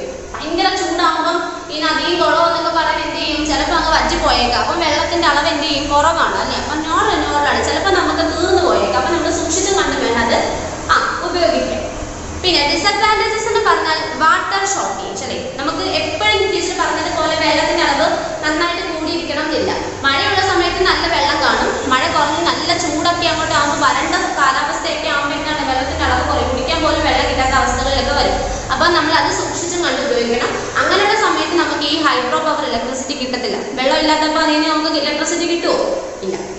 പിന്നെ dependent on whether and monsoon അല്ലേ. നമ്മൾ കാലാവസ്ഥ മൺസൂൺ സീസൺ ആകുമ്പോഴും കാലാവസ്ഥ അനുസരിച്ചൊക്കെ മാത്രമേ നമുക്ക് അതിൽ നിന്നും വെള്ളത്തിൽ നിന്നും ഇലക്ട്രിസിറ്റി നമുക്ക് ഉണ്ടാക്കാനായിട്ട് പറ്റും. അടുത്തത് ന്യൂക്ലിയർ അല്ലെ, ന്യൂക്ലിയർ എനർജി അല്ലെ, ആണവോർജം. Source എന്താണെന്നറിയാലോ, atom. ആറ്റംസിൽ നിന്നുമാണ് നമ്മൾ ഈ പറയുന്ന എനർജി ഉണ്ടാക്കുന്നത്. അതിന്റെ അഡ്വാൻറ്റേജസ് എന്ന് പറഞ്ഞാൽ എനർജി ഈസ് പ്രൊഡ്യൂസസ് അബണ്ടൻലി. അതിന്റെ എനർജി ഭയങ്കര അളവിൽ, ഭയങ്കര ഇതിന്റെ അളവ് കൂടിയ അളവിൽ നമുക്ക് എനർജി ഉണ്ടാക്കാനായിട്ട് സാധിക്കും. ഡിസഡ്വാൻറ്റേജസ് എന്ന് പറഞ്ഞാൽ പൊല്യൂട്ട് എൻവയോൺമെന്റ്, നല്ല രീതിയിലുള്ള പൊല്യൂഷൻ, എയർ പൊല്യൂഷൻ ഉണ്ടാവും. എയർ പൊല്യൂഷൻ മാത്രമല്ല, വാട്ടർ പൊല്യൂഷൻ ഉണ്ടാവും, എയർ പൊല്യൂഷൻ ഉണ്ടാവും, സോയിൽ ഇറോഷൻ, സോയിൽ പൊല്യൂഷൻ, മണ്ണ് മലിനീകരണം ഉണ്ടാവും. അങ്ങനെ പല തരത്തിലുള്ള എന്താണ് എൻവയോൺമെന്റൽ പ്രോബ്ലംസ്. അതായത് മെയിൻ പ്രോബ്ലം പൊല്യൂഷൻ അല്ലേ. Then nuclear waste is very hazardous to the human race. മനുഷ്യരാശികൾക്ക് ഭയങ്കര അധികം ഡേഞ്ചർ ആയിട്ടുള്ള ഒരു കാര്യമാണ് ഈ ന്യൂക്ലിയർ. അതായത് ടീച്ചർ പറഞ്ഞത് അതിന്റെ അളവിൽ എന്തെങ്കിലും വ്യത്യാസമുണ്ട് ലീക്കൊക്കെ ആയിക്കഴിഞ്ഞാൽ ഭയങ്കരമായിട്ട് സ്ഫോടനവും അതുപോലെ തന്നെ അത് ശ്വസിക്കുന്നതിനൊക്കെ ഒരുപാട് പ്രശ്നങ്ങൾ ഉണ്ടാവും. പിന്നെ ന്യൂക്ലിയർ റേഡിയേഷൻ ഹസാർഡ്, അതിന്റെ റേഡിയേഷൻ നമ്മൾ ഈ എക്സ്റേ ഒക്കെ എടുക്കുമ്പോൾ റേഡിയേഷൻ ഒക്കെ വരുമ്പോൾ നമ്മൾ പ്രത്യേക കുടുംബൊക്കെ ഇട്ടിട്ടല്ലേ പോകുന്നത്. അപ്പോൾ അതുപോലെ റേഡിയേഷൻ ഉണ്ട്. അപ്പോൾ ആ റേഡിയേഷൻ നമ്മുടെ മനുഷ്യർക്ക് വന്നുവാണെങ്കിൽ ഈ ക്യാൻസറും അങ്ങനെയൊക്കെ പോലുള്ള ഭയങ്കര വലിയ രോഗങ്ങൾ, ഡിസീസസ് ഒക്കെ ഉണ്ടാകും. അപ്പം അതിൻ്റെ റേഡിയേഷന് നമ്മുടെ മനുഷ്യർക്ക് വളരെയധികം ദോഷകരമായിട്ടുള്ള ഒരു കാര്യം ആണ്. ഓക്കെ, അപ്പം ഇത്രയായപ്പോൾ നമ്മുടെ ആ ചാപ്റ്റർ അവിടെ കഴിഞ്ഞു. അപ്പോൾ ഇന്നത്തെ ക്ലാസ് നമ്മൾ മെയിനായിട്ട് പഠിച്ചത് ഫ്രിക്ഷൻ അല്ലെ, ഫ്രിക്ഷണൽ ഫോഴ്സ് നമ്മൾ പഠിച്ചു. The resistance offered by an object while in contact with another object is called friction. ഒരു രണ്ട് വസ്തുക്കൾ തമ്മിൽ സമ്പർക്കത്തിൽ ആയിരിക്കുമ്പോൾ ഉണ്ടാകുന്ന ഒരു എനർജി അല്ലെങ്കിൽ ഒരു ഫോഴ്സ്, അതാണ് എന്താ ഫ്രിക്ഷണൽ ഫോഴ്സ് എന്ന് പറയുന്നത്. പിന്നെ പഠിച്ചത് ഡിഫറെന്റ് ടൈപ്സ് ഓഫ് എനർജിയാണ്. എന്തൊക്കെയാണ്? Electrical energy, wind energy, nuclear energy, solar energy and hydro power energy. Okay, മനസ്സിലായോ എല്ലാവർക്കും? ഇനി നമുക്ക് അവിടെ അതിന്റെ എക്സസൈസ് പഠിക്കാം. അപ്പൊ നിങ്ങൾക്ക് ടീച്ചർ അതിനകത്ത് ഒരു 3-4 ക്വസ്റ്റ്യൻ കഴിഞ്ഞ ക്ലാസ് തന്നു അല്ലേ. അപ്പൊ ഇനി ബാക്കി തരാനുള്ള ക്വസ്റ്റ്യൻ ആൻസേഴ്സ് ഇതിന് കൂടെ ആഡ് ചെയ്ത് തരുന്നുണ്ട്, നിങ്ങൾ നോക്കി എഴുതുക. പിന്നെ ഇനി നമുക്ക് അതിന്റെ എന്ത് ചെയ്യാം, എക്സസൈസ് ചെയ്യാം. അപ്പൊ നിങ്ങൾ അവിടെ ഫസ്റ്റ് പറഞ്ഞിരിക്കുന്നത് name the energy used in each of the below examples എന്ന് പറഞ്ഞു കൊടുത്തിട്ടുണ്ട്. അത് നിങ്ങൾ സ്വന്തമായിട്ടൊന്ന് ഹോംവർക്ക് ചെയ്യാനായിട്ട് ശ്രമിക്കുക. അത് വായിച്ചിട്ട് അത് എന്ത് തരം എനർജിയാണ് അതിൽ നിന്നും ഉണ്ടാകുന്നത് എന്നുള്ളത് നിങ്ങളൊന്ന് ജസ്റ്റ് നിങ്ങൾക്ക് എഴുതാൻ പറ്റുമോ എന്നുള്ളത് നോക്കുക. അതിനകത്ത് സംശയമുള്ളതുകൊണ്ട് വിട്ടേക്ക്. അത് നമുക്ക് ടീച്ചർ റിവ്യൂ ക്ലാസ് വിളിക്കുമ്പോൾ ടീച്ചർ നിങ്ങളോട് ചോദിച്ചിട്ട് അത് പറയാം. അതിനകത്ത് പെൻസിൽ കൊണ്ട് മാർക്ക് ചെയ്ത് അവിടെ എഴുതുക. ഓക്കെ, അടുത്തത് ഫിൽ ഇൻ ദ ബ്ലാങ്ക്സ് ആണ്. നോക്കിയേ, dash is the task accomplished when force is applied to an object അല്ലെ. നമ്മൾ ഒരു വസ്തുവിൽ ഒരു ഫോഴ്സ് അപ്ലൈ ചെയ്യുമ്പോൾ അവിടെ നമ്മൾ എന്ത് ചെയ്യുന്ന പറയുന്നത്, ഒരു വസ്തുവിൽ നമ്മൾ ഒരു ഫോഴ്സ് അപ്ലൈ ചെയ്തു അല്ലെങ്കിൽ അവിടെ നമ്മൾ ഒരു വസ്തു എടുത്തു. അപ്പൊ നമ്മൾ അങ്ങനെ ഒരു ഫോഴ്സ് അപ്ലൈ ചെയ്യുവാണെങ്കിൽ അവിടെ എന്ത് നടന്നു? വർക്ക്, ഒരു ജോലി നടന്നു അല്ലെ. അവിടെ ആൻസർ എന്താണ്? Work. Work is the task accomplished when force is applied to an object. ഒരു വസ്തുവിൽ നമ്മൾ ഒരു ഫോഴ്സ് അപ്ലൈ ചെയ്യുന്നു പറഞ്ഞാൽ അവിടെ എന്താണ് ജോലി നടക്കും അല്ലേ. അതായത് വർക്ക്, WORK, വർക്ക്. എഴുതിയോ?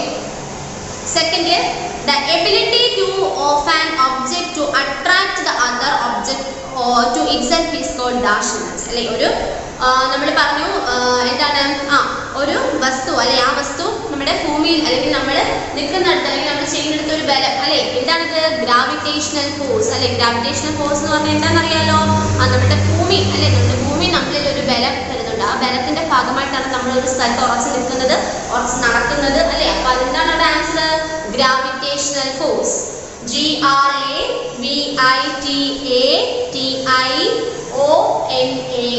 ഗ്രാവിറ്റേഷണൽ ഫോഴ്സ് അല്ലെങ്കിൽ gravitational energy. Then third question, dams are good source of dash അല്ലേ. ഡാമിൽ നിന്ന് നമ്മൾ എന്ത് തരത്തിലുള്ള എനർജിയാണ് ഉണ്ടാക്കുന്നത് നമ്മൾ ഇന്ന് പഠിച്ചു. എന്താണ്? Hydro power energy. Hydro power energy, HYDROPOWER, hydro power energy. എഴുതിയോ? നാലാമത്തെ question, fossil fuel is not a good good source of energy as it is dash അല്ലെ. ഫോസിൽ ഫ്യൂവൽ എന്ന് പറയുന്നത് എന്താണ്, ഒരു ഗുഡ് സോഴ്സ് ഓഫ് എനർജി ആണ് നമുക്ക് പറയാൻ പറ്റത്തില്ല. കാരണം എന്താണ്, അതെന്താണ്, ഒരു പരിധിയിൽ കൂടുതൽ ഉപയോഗിച്ച് കഴിയുമ്പോൾ ചിലപ്പോൾ അതൊക്കെ തീർന്നു പോയേക്കാം, ചിലപ്പോൾ നമുക്ക് അതിന് ക്ഷാമം ഉണ്ടാവും അല്ലേ. അപ്പൊ അത് എന്ത് തരത്തിലുള്ളതാണ്, ഇറ്റ്സ് എ നോൺ റിന്യൂവബിൾ. അതായത് നമുക്ക് പുനരുൽപാദിപ്പിക്കാൻ കഴിയാത്തത് അല്ലെങ്കിൽ ചിലപ്പോൾ നമുക്ക് പെട്ടെന്ന് തീർന്നു പോകാവുന്ന സാധനമാണ്. Non renewable, NONRENEWABLE,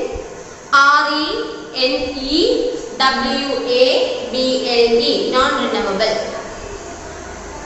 Last question. Dash is the resistance felt when two objects come in contact with each other. രണ്ട് വസ്തുക്കൾ തമ്മിൽ പരസ്പര സമ്പർക്കത്തിൽ ഏർപ്പെടുമ്പോൾ അവിടെ ഉണ്ടാകുന്ന ആ ബലം എന്താണത്, ഫ്രിക്ഷൻ അല്ലേ, കർഷണ ബലം, friction. FRICTION, friction. Friction is the resistance felt when two objects come in contact with each other. രണ്ട് വസ്തുക്കൾ തമ്മിൽ പരസ്പര സമ്പർക്കത്തിൽ ഏർപ്പെടുമ്പോൾ അവിടെ ഉണ്ടാകുന്ന ബലമാണ് കർഷണ ബലം അല്ലെങ്കിൽ ഫ്രിക്ഷൻ. ഓക്കേ, then അടുത്തത് സ്റ്റേറ്റ് ട്രൂ ഓർ ഫാൾസ് ആണ്. ഫസ്റ്റ് നോക്കിയേ, we need magnets to get hydro power. നമുക്ക് മാഗ്നറ്റിൽ നിന്നും എന്ത് എനർജിയാണ് ഉണ്ടാകുന്നത്, മാഗ്നറ്റിക് എനർജിയാണ് അല്ലെ, കാന്തിക ബലമാണ് അല്ലെ. ഇവിടെ പറയുന്നത് വി നീഡ് മാഗ്നറ്റ്, നമുക്ക് മാഗ്നറ്റിൽ നിന്നും ഹൈഡ്രോ പവർ. ഹൈഡ്രോ പവർ എന്ന് പറഞ്ഞാൽ വെള്ളത്തിൽ നിന്ന് ഡാമിൽ നിന്നൊക്കെ ഉണ്ടാക്കുന്നതാണ്. ഇവിടെ പറഞ്ഞിരിക്കുന്നത് ശരിയാണോ തെറ്റാണോ, തെറ്റാണ്. അപ്പൊ answer false, false. Second question, work done is called energy, ആണോ? വർക്ക് ഡൺ എന്ന് പറഞ്ഞ എന്താണ്, ഫോഴ്സ് അല്ലേ. അപ്പോൾ ഇവിടെ പറഞ്ഞിരിക്കുന്നത് എന്താണ്, work done is called energy എന്നാണ്. അപ്പോൾ ശരിയാണോ തെറ്റാണോ, തെറ്റാണ്. അവിടെ ആൻസർ ഫാൾസ്, ഫാൾസ്. മൂന്നാമത്തേത്, sun is the source of magnetic energy. Magnetic എനർജിയുടെ പ്രധാനപ്പെട്ട കേന്ദ്രം സൂര്യനാണെന്ന്. ശരിയാണോ? അല്ലല്ലോ. മാഗ്നറ്റിക് എനർജി എന്ന് പറഞ്ഞാൽ മാഗ്നറ്റിൽ നിന്ന്, കാന്തത്തിൽ നിന്നുമാണ് ഉണ്ടാവുന്നത് അല്ലേ. സോളാർ എനർജിയുടെ സോഴ്സ് ആണ് സൂര്യൻ, സൺ. ഇവിടെ പറഞ്ഞിരിക്കുന്നത് തെറ്റല്ലേ, ആൻസർ ഫാൾസ്. നാലാമത്തേത്, atom is a source of nuclear energy. ആണവോർജം ഉണ്ടാക്കുന്നത് ആറ്റത്തിൽ നിന്നുമാണെന്നാണ്. ശരിയാണല്ലേ. അപ്പൊ answer true, true. Then fifth question, gravitational force is felt stronger as we move away from the earth. നമ്മൾ ഭൂമിയിൽ നിന്നും ദൂരോട്ട് പോകുന്നത് അനുസരിച്ച് ഗ്രാവിറ്റേഷണൽ ഫോഴ്സ്, ഗുരുത്വാകർഷണ ബലം ഭയങ്കര സ്ട്രോങ് ആയിരിക്കും, ആണോ? അല്ല അല്ലേ. നമ്മുടെ ഭൂമിയിൽ നിന്ന് നമ്മൾ ദൂരോട്ട് പോകുന്ന അനുസരിച്ച് ഗുരുത്വാകർഷണ ബലം കുറയും അല്ലേ. അപ്പൊ ആൻസർ ഇവിടെ തെറ്റാണ് പറഞ്ഞിരിക്കുന്നത്. അപ്പൊ answer false, false.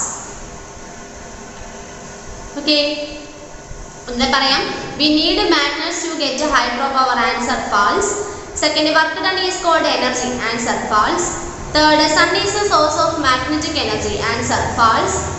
Atom is the source of nuclear energy, answer true. Gravitational force is felt stronger as we move away from the earth, answer false. Then അടുത്തത് match the following ആണ്. അവിടെ wind mill, wind mill എന്ന് പറഞ്ഞാൽ കാറ്റിൽ നിന്നുള്ള, കാറ്റാടിപ്പാടം അല്ലെ. അപ്പൊ അതിന്റെ അവിടെ എന്തായിരിക്കും, എന്ത് എനർജി ആയിരിക്കും, വിൻഡ് എനർജി അല്ലെ. അത് ഓപ്ഷൻ ഡി, ഡി ആണ്, ഡി ഓപ്ഷൻ. വിൻഡ് എനർജി, കാറ്റിൽ നിന്ന് ഉണ്ടാക്കുന്ന ഇതാണ് എന്ത്, വിൻഡ് എനർജി. അതാണ് വിൻഡ് മിൽ, കാറ്റാടിപ്പാടം അല്ലെ. കാറ്റാടി യന്ത്രം വെച്ച് കറങ്ങി എനർജി ഉണ്ടാകും. അപ്പം വിൻഡ് എനർജി. Second, dam. ഡാമിൽ നിന്ന് എന്ത് എനർജിയാണ്, വെള്ളത്തിൽ നിന്നും ഹൈഡ്രോ പവർ എനർജി അല്ലെ. അത് കൂടുതലൊന്നും ഇനി പറയേണ്ടത്, നിങ്ങൾക്ക് അറിയാവുന്ന കാര്യമാണ്. അപ്പൊ ആൻസർ എന്താണ് അവിടെ, ഈ ഏറ്റവും ലാസ്റ്റ് അല്ലെ, ഹൈഡ്രോ എനർജി, ഹൈഡ്രോ എനർജി. അടുത്തത് ക്രൂഡ് ഓയിൽ. ക്രൂഡ് ഓയിൽ നമ്മൾ പറഞ്ഞു എന്താണ്, അതൊരു ഫോസിൽ ഫ്യൂൽ ആണ് അല്ലെ. ഫോസിൽ ഇന്ധനമാണ് ഈ പറഞ്ഞ കോൾ, അതുപോലെ എന്താണ് LPG, നാച്ചുറൽ ഗ്യാസ്, കോൾ അല്ലെ. അതുപോലെ ക്രൂഡ് ഓയിൽ, പെട്രോളിയം, ഡീസലൊക്കെ ഉണ്ടാക്കുന്നത്. അപ്പം ക്രൂഡ് ഓയിൽ എന്ന് പറഞ്ഞാൽ എന്താണ്, അതിൽ നിന്നും എന്ത് എനർജിയാണ് നമ്മൾ ആദ്യം പറഞ്ഞു, ഇലക്ട്രിക്കൽ എനർജി അല്ലെ. നമ്മൾ കോൾ, കൽക്കരിയിൽ നിന്നും, ഫോസിൽ ഫ്യൂൽ ഇങ്ങനെയുള്ളവയിൽ നിന്നുമാണ് ഇലക്ട്രിക്കൽ എനർജി ഉണ്ടാകുന്നത്. നമ്മുടെ ആൻസർ ബി, രണ്ടാമത്തെ option, B option, electrical energy, electrical energy. അടുത്തത് ആറ്റം. ആറ്റത്തിൽ നിന്ന് എന്ത് എനർജിയാണ്, ന്യൂക്ലിയർ എനർജി, ആണവോർജം അല്ലെ. ആൻസർ എന്താണ്, C, nuclear energy, C, nuclear energy. അടുത്തത് സൺ. സൂര്യനിൽ നിന്ന് എന്താണ്, സോളാർ എനർജി, ഒന്നാമത്തെ ഓപ്ഷൻ, സോളാർ എനർജി. വളരെ എളുപ്പമാണ് അല്ലേ മാച്ചിന്റെ ഫോളോയിങ്. അടുത്തത് ഇനി പറയുന്നത് നോക്കിയേ, read the below examples, make a table with the columns force, energy and work done and fill it up with the examples listed. നിങ്ങൾക്ക് അവിടെ എക്സാമ്പിൾ 3 എണ്ണം തന്നിട്ടുണ്ട്. ആദ്യം നീന്തുന്നു, രണ്ടാമത് കളിക്കുന്നു ട്രെയിനിൻ്റെ അല്ലേ, മൂന്നാമത് ബോൾ. അപ്പോൾ അവിടെയുള്ള ഫോഴ്സ് എന്താണ്, എനർജി എന്താണ്, വർക്ക് ഡൺ എന്താണെന്നാണ് ചോദിച്ചിരിക്കുന്നത്. നോക്കിയേ, ടീച്ചർ ഇവിടെ പിക്ചർ കാണിക്കുന്നുണ്ട്, അത് വെച്ച് നിങ്ങൾ നോക്കി എഴുതുക. ഫസ്റ്റ് പറഞ്ഞിരിക്കുന്നത് സ്വിമ്മിങ്, നീന്തുന്നു. അവിടെ ഫോഴ്സ് എന്താണ്, മൂവിങ് ആംസ്, നമ്മുടെ കൈ വെച്ച് നമ്മൾ എന്ത് ചെയ്യുന്നു, മുന്നോട്ട് ബലം പ്രയോഗിക്കുന്നു അല്ലേ. അവിടുത്തെ എനർജി എന്താണ്, മസ്കുലർ എനർജി. കാരണം നമ്മുടെ കയ്യിലെ മസിൽസ് ഉപയോഗിച്ചിട്ടാണ് നമ്മൾ എന്ത് ചെയ്യുന്നത്, അവിടെ കൈ മുന്നോട്ട് ശക്തിക്ക് വീശുന്നത്. അപ്പോൾ അവിടെ നമ്മുടെ മസ്കുലർ എനർജി. അവിടുത്തെ വർക്ക് ഡൺ എന്താണ്, ഡിസ്റ്റൻസ് കവേർഡ് ബൈ സ്വിമ്മർ അല്ലേ. തുടക്ക സ്ഥാനത്ത് നിന്ന് നീന്തി കുറെ മുന്നോട്ട് പോകുന്നു അല്ലേ. അപ്പോൾ അവിടുത്തെ ഡിസ്റ്റൻസ്, അവിടുത്തെ എന്താണ്, അതായത് അവിടെ ഡിസ്റ്റൻസ്, ദൂരം അല്ലെ, ദൂരം മാറുന്നു. ഒരു സ്ഥലത്ത് നിന്ന് മറ്റൊരു സ്ഥലത്തോട്ട് നമ്മൾ അവിടെ പോകുന്നു അല്ലേ. അതാണ് സ്വിമ്മിങ്ങിനകത്ത് force moving arms, energy muscular, work done distance covered by swimmer അല്ലെ. നീന്തുന്ന ആളുടെ ഡിസ്റ്റൻസ് അല്ലെ, സ്ഥാനം മാറിക്കൊണ്ടിരിക്കും. രണ്ടാമത്തത് പുഷിംഗ് ടോയ് ട്രെയിൻ അല്ലെ. ഒരു കളിക്കുന്ന ഒരു ട്രെയിനാണ്, അത് എന്ത് ചെയ്യുന്നു, ഇങ്ങനെ പാളത്തിൽ കൂടെ തള്ളുന്ന കൊച്ചെന്ത് ചെയ്യാണ്, കൈ ഒടിച്ച് ഇങ്ങനെ തള്ളുകയാണ് അല്ലേ. അപ്പൊ അവിടുത്തെ ഫോഴ്സ് എന്താണ്, പുഷിംഗ്, തള്ളുകയാണ് അല്ലേ. അവിടുത്തെ എനർജി എന്ത് തന്നെ ആയിരിക്കും, മസ്കുലർ എനർജി. നമ്മുടെ കൈയിലെ മസിൽസ് ഉപയോഗിച്ചാണ് നമ്മൾ എന്ത് ചെയ്യുന്നത്, തള്ളുന്നത്. നമ്മുടെ കൈ ഉപയോഗിച്ച് തള്ളുന്നതല്ല മസ്കുലർ എനർജി ആവത്തില്ലേ, മസ്കുലർ എനർജി.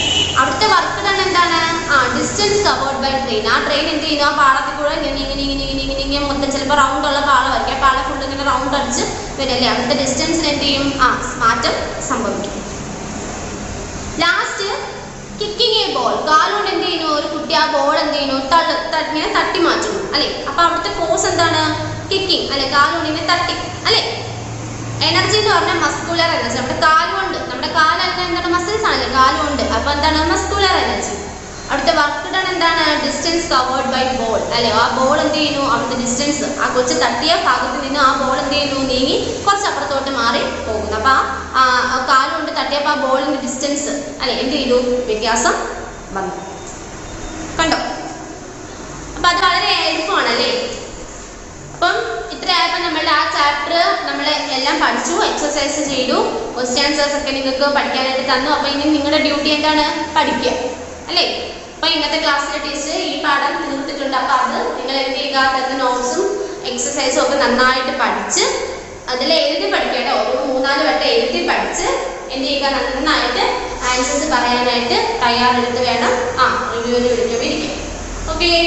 അപ്പം എന്തെങ്കിലും ഡൗട്ട് ഉണ്ടെങ്കിൽ ടീച്ചറിനെ വിളിച്ച് ചോദിക്കുക. ടെക്സ്റ്റ് ബുക്ക് നന്നായിട്ട് വായിക്കുക. ടെക്സ്റ്റ് ബുക്കിനകത്തുനിന്നൊക്കെ ധാരാളം ചോദ്യങ്ങൾ പരീക്ഷയ്ക്ക് ചിലപ്പോൾ ചോദിക്കാം. Okay. Thank you. Deep in the shadows, I know it's hard to put one foot in front of the other. So far is the echo, where do we start? You can learn to discover a million stars. Here in the shadows, I know you're scared. Take my hand together, we'll make a stand. We've got to. Good morning all of you. Good morning. How are you? Hope all are fine. Okay, നമ്മളിന്ന് എന്താണ് നമ്മുടെ കഴിഞ്ഞ ക്ലാസ്സിലെടുത്ത തിരങ്ക ചണ്ട അതിൻ്റെ exercise ആണ് ചെയ്യാനായിട്ട് പോകുന്നത്. അപ്പോൾ എല്ലാവർക്കും ആ ചാപ്റ്റർ ഒക്കെ മനസ്സിലായിരുന്നോ? മനസ്സിലായി? നമ്മുടെ മീനിങ്സ് ഒക്കെ മനസ്സിലായോ? മനസ്സിലായി. ഓക്കെ. അപ്പോൾ എന്താണ് അതിൽ നമ്മൾ കുറച്ച് മീനിങ്സ് പഠിച്ചിരുന്നു. അപ്പോൾ അതിൻ്റെ write the meaning of the following words in English. അത് നിങ്ങൾ ആ ഇംഗ്ലീഷ് വേർഡ്സ് ഇങ്ങോട്ടേക്ക് അത് നിങ്ങൾ തനിയെ എഴുതുക. പഠിച്ചത് അതുപോലെ തന്നെ തനിയെ എഴുതുക. ബാക്കിയുള്ള ടീച്ചർ പറഞ്ഞു തരാം. ഫസ്റ്റ് എന്ന് പറയുന്നത് നിമ്നലിഖിത് പ്രശ്നോം കെ ഉത്തർ ദീജിയെ, ആൻസർ ദ ഫോളോയിങ് ക്വസ്റ്റ്യൻസ് ആണ്. അപ്പോൾ നിങ്ങളത് എഴുതിയെടുക്കുക, ബുക്കിൽ എഴുതിയെടുക്കുക. അതിന് ശേഷം ടീച്ചർ എക്സ്പ്ലെയിൻ ചെയ്തു തരാം.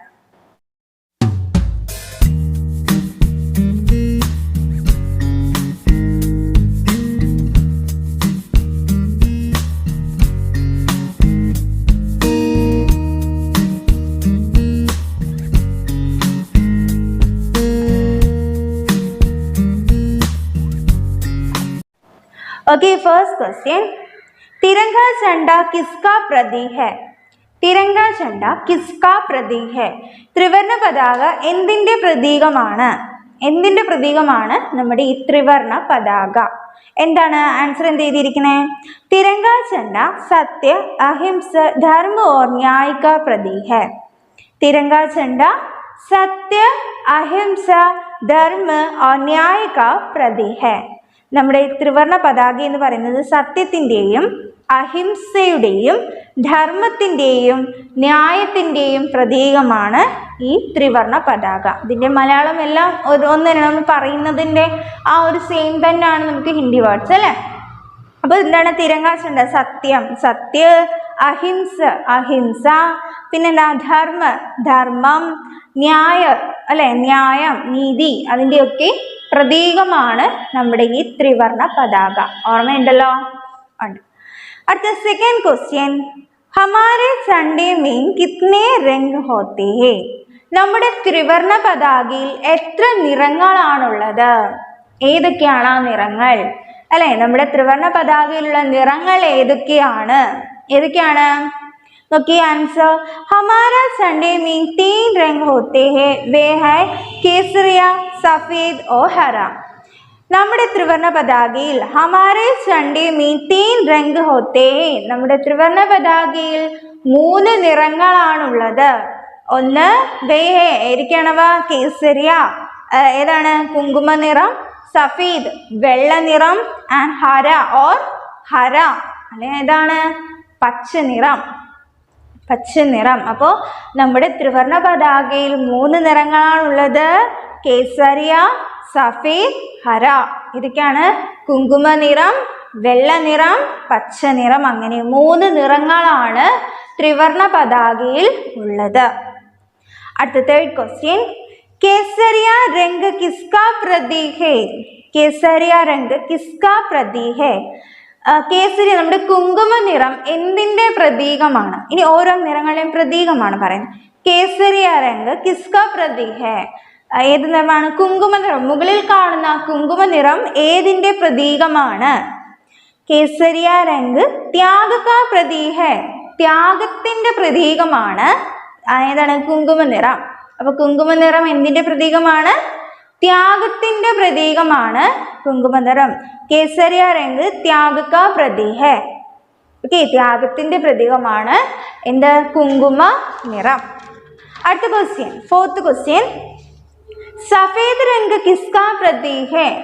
സഫേദ് വൈറ്റ് കളർ എന്തിൻ്റെ പ്രതീകമാണ്? വെള്ള നിറം എന്തിൻ്റെ പ്രതീകമാണ്? എന്താ ആൻസർ എഴുതിയിരിക്കുന്നത്? സഫേദ് രംഗ് ശാന്തി കാ പ്രതീക് ഹേ. സഫേദ് രംഗ് ശാന്തി കാ പ്രതീക് ഹേ അല്ലെ, സമാധാനത്തിൻ്റെ പ്രതീകമാണ് വൈറ്റ് അല്ലെ. വെള്ള നിറം സമാധാനത്തിൻ്റെ പ്രതീകമാണ്. ഫിഫ്ത്ത് ക്വസ്റ്റ്യൻ, ഹരാ രംഗ് കിസ്കാ പ്രതീക് ഹേ? പച്ച നിറം എന്തിൻ്റെ പ്രതീകമാണ്? പച്ച നിറം എന്തിൻ്റെ പ്രതീകമാണ്? ഹരാ രംഗ് ഹരിയാലി ഓർ ഖുശാലി കാ പ്രതീക് ഹേ? എന്താണ്? എന്താണ്? ഹരാ രംഗ് ഹരിയാലി ഓർ ഖുശാലി കാ പ്രതീക് ഹേ? പച്ചപ്പിൻ്റെയും സമൃദ്ധിയുടെയും നിറമാണ് പച്ച അല്ലെ. പച്ചപ്പിൻ്റെയും സമൃദ്ധിയുടെയും പ്രതീകമായിട്ടാണ് നമ്മൾ പച്ച കളർ അല്ലേ. അപ്പൊ ഇത്രയും മനസ്സിലായോ? 5 ക്വസ്റ്റ്യൻസ്. ഓരോ നിറത്തിന് പ്രത്യേകതയുണ്ട് അല്ലേ. ഇനി അടുത്ത നോക്കി ക്വസ്റ്റ്യൻ, अशोक का धर्मचक्र किसका सूचक है? अशोक का धर्मचक्र किसका सूचक है? നമ്മുടെ അശോക് ചക്രം അല്ലെങ്കിൽ ധർമ്മചക്രം എന്നറിയപ്പെടുന്ന ആ ഒരു ചക്രത്തിന് എന്തിൻ്റെ പ്രതീകമാണ് അല്ലെങ്കിൽ എന്തിൻ്റെ സൂചകമാണ്? എന്താണ് ആൻസർ? അശോക് കാ ധർമ്മചക്ര എന്താണ്? പ്രഗതി കാ സൂചക ഹേ. എന്താണ്? അശോക് കാ ധർമ്മചക്ര പ്രഗതി കാ സൂചക ഹേ. എന്താണ്? ഡെവലപ്മെന്റ്, എന്താണ്? വളർച്ചയുടെ ഡെവലപ്മെന്റിന്റെ സൂചകമാണ് നമ്മുടെ അശോക ചക്രം അല്ലെങ്കിൽ ധർമ്മചക്രം. 5 ക്വസ്റ്റ്യൻസ് മനസ്സിലായോ? അപ്പോൾ ഫസ്റ്റ് ക്വസ്റ്റ്യൻ എന്ന് പറയുന്നത് എന്താണ്? തിരങ്കാ झंडा किसका प्रतीक है? എന്താണ്? നമ്മുടെ ത്രിവർണ പതാക എന്തിൻ്റെ പ്രതീകമാണ്? तिरंगा झंडा सत्य अहिंस धर्म और न्याय का प्रतीक है. ത്രിവർണ പതാക സത്യത്തിൻ്റെയും അഹിംസയുടെയും ധർമ്മത്തിൻ്റെയും ന്യായത്തിൻ്റെയും പ്രതീകമാണ്. സെക്കൻഡ് ക്വസ്റ്റ്യൻ, ഹമാരെ സൺഡേ മീൻ കിത്നെ രംഗ് ഹോത്തെ ഹെ, നമ്മുടെ ത്രിവർണ്ണ പതാകയിൽ എത്ര നിറങ്ങളാണുള്ളത്? ഹമാരെ സൺഡേ മീൻ 3 രംഗ് ഹോത്തെ ഹെ, വേ കേസരിയ സഫേദ് ഓർ ഹര. ത്രിവർണ്ണ പതാകയിൽ 3 നിറങ്ങളാണുള്ളത്. കേസരിയ കുങ്കുമ നിറം, സഫേദ് വൈറ്റ് നിറം, ഹര പച്ച നിറം. തേർഡ് ക്വസ്റ്റ്യൻ, കേസരിയ രംഗ് കിസ്കാ പ്രതീക് ഹെ, കുങ്കുമ നിറം എന്തിന്റെ പ്രതീകമാണ്? കേസരിയ രംഗ് ത്യാഗ് കാ പ്രതീക് ഹെ, ത്യാഗത്തിന്റെ പ്രതീകമാണ് എന്ത്? കുങ്കുമ നിറം. അടുത്ത ഫോർത്ത് ക്വസ്റ്റ്യൻ, സഫേദ് രംഗ് കിസ്കാ പ്രതീക് ഹെ, വെള്ള നിറം എന്തിന്റെ പ്രതീകമാണ്? സഫേദ് രംഗ് ശാന്തി കാ പ്രതീക് ഹെ, ശാന്തിയുടെ പ്രതീകമാണ് എന്ത്? വെള്ള നിറം. ഫിഫ്ത്ത് വൺ, ഹര രംഗ് കിസ്കാ പ്രതീക് ഹെ, അല്ലെ എന്താ? പച്ച നിറം എന്തിന്റെ പ്രതീകമാണ്? ഹര രംഗ് ഹരിയാലി ആ ഖുശാലി കാ പ്രതീക് ഹെ, എന്താണ്? സമൃദ്ധിയുടെയും പച്ചപ്പിന്റെയും നിറമാണ് എന്ത്? പച്ച നിറം. അടുത്തത്, അശോക് കാ ധർമ്മചക്ര കിസ്കാ സൂചക ഹെ, എന്താണ്? അശോക ചക്രം അല്ലെങ്കിൽ ധർമ്മചക്രം എന്നറിയപ്പെടുന്നതിന് എന്തിന്റെ പ്രതീകമാണ് അല്ലെങ്കിൽ എന്തിന്റെ സൂചകമാണ്? അശോക് കാ ധർമ്മചക്ര പ്രഗതി കാ സൂചക ഹെ, എന്താണ്? ഡെവലപ്മെന്റിന്റെ വളർച്ചയുടെ പ്രതീകമാണ് അല്ലെങ്കിൽ സൂചകമാണ് അശോക ചക്രം. ഓക്കെ, ഇത്രയും കാര്യം മനസ്സിലായോ? മനസ്സിലായോ? അപ്പൊ അത് നിങ്ങൾ എന്താ ചെയ്യാ? നല്ലപോലെ വായിച്ച് പഠിക്കുക, എഴുതി പഠിക്കുക. ഓക്കെ ആണോ? ഓക്കെ. ദെൻ അടുത്തത് ഫിൽ ഇൻ ദ ബ്ലാങ്ക്സ് ആണ്. അപ്പൊ അതിന്റെ ആൻസേഴ്സ് ഒന്ന് എഴുതിയെടുക്കാം. Did you get ready in the dark or something? 'Cause you look like a beautiful nightmare. Don't you know? എഴുതിയെടുത്തോ? ഓക്കെ, അപ്പൊ ഫിൽ ഇൻ ദ ബ്ലാങ്ക്സ് നോക്കി. First question, തിരങ്ക झंडा के डैश रंग होते हैं. തിരങ്ക झंडा के डैश रंग होते हैं. അപ്പൊ ദേശീയ പതാകയ്ക്ക് ഇത്ര നിറങ്ങളാണുള്ളത്. എത്ര നിറമാണ്? 3 അല്ലെ? അപ്പൊ അവിടെ ആൻസർ പറഞ്ഞത് എന്താണ്? 3. അതിൽ എഴുതിയിരിക്കുന്നേ 3. തിരങ്ക झंडा के 3 रंग होते हैं. ത്രിവർണ്ണ പതാകയ്ക്ക് 3 നിറങ്ങളാണുള്ളത്. അടുത്തത് സെക്കൻഡ് ക്വസ്റ്റ്യൻ എന്ത് ചെയ്തിരിക്കുന്നേ? झंडे के बीच में डैश है. झंडे के बीच में डैश है. എന്താണ്? നമ്മുടെ പതാകയുടെ മധ്യത്തിൽ ഇതുണ്ട്. ഏതാണ്? എന്താണ്? ചക്ര. എന്താണ്? ഏക് ചക്ര. ഏക് ചക്ര, ഒരു ചക്രമുണ്ട്. ഏക് ചക്ര, ഒരു ചക്രമുണ്ട്. झंडे के बीच में एक चक्र है. झंडे के बीच में एक चक्र है. ഓക്കെ, എഴുതിയോ? ഓക്കെ. ദെൻ അടുത്തത് തേർഡ് വൺ, हम सबको इसका डैश करना चाहिए. हम सबको इसका डैश करना चाहिए. അപ്പൊ നമ്മൾ എന്തിനെ കുറിച്ചാണ് പഠിക്കുന്നത്? പതാകയെ കുറിച്ചാണ്. അപ്പൊ അതാണ് ഹം അല്ലെ? നമ്മൾ ഹം സബ്കോ ഇസ്കാ ഡാഷ് കാ കർണാ ഹെ. അപ്പം ഇതിനെ നമ്മൾ എന്ത് ചെയ്യണമെന്ന്, നാം എല്ലാം ഇതിനെ എന്ത് ചെയ്യണമെന്ന് പറഞ്ഞേ? ബഹുമാനിക്കണം അല്ലെ? എന്താ പറഞ്ഞിരിക്കുന്നത്? ഇസ് हम सबको इसके सम्मान करना चाहिए. हम सबको इसका सम्मान करना चाहिए. നാം എല്ലാം ഇതിനെ ബഹുമാനിക്കണം. ഓക്കെ. ഫോർത്ത് വൺ, സഫേദ് രംഗ് ഡാഷ് കാ പ്രതീക് ഹെ. സഫേദ് രംഗ് ഡാഷ് കാ പ്രതീക് ഹെ, വെള്ള നിറം ഇതിന്റെ പ്രതീകമാണ്. എന്താണ്? ശാന്തി, പീസ് അല്ലെ? ശാന്തി. सफेद रंग शांति का प्रतीक है. सफेद रंग शांति का प्रतीक है. फिफ्थ क्वेश्चन, यह झंडा अनेक महापुरुषों के त्याग का डैश है. എന്താണ്? ഈ നമ്മുടെ ഈ ത്രിവർണ്ണ പതാക എന്താണ്? നിരവധി മഹാന്മാരുടെ ത്യാഗത്തിന്റെ എന്താണ്? പ്രതീകമാണ്. പ്രതീക് അല്ലെ? എന്ത് ചെയ്തിരിക്കുന്നേ? ഏഹു झंडा अनेक महापुरुषों के त्याग का प्रतीक है.